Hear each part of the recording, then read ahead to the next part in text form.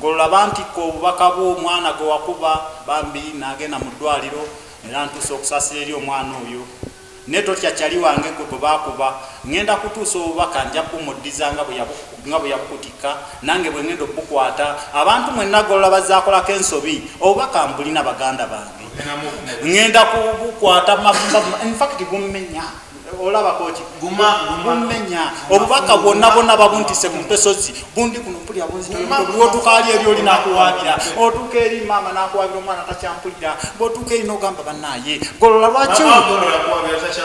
golola talina mpisa nagamba bannaye omwana takyawulirira ko ddala ani anaamugunjula mami nzija ngenda kukugunjula gwe golola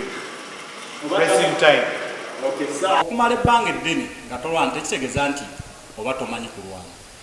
nti oba ebikonde biba bikuweddemu. Nze mbadde instructor mbeera mu jimu ntweyininga ne babokisa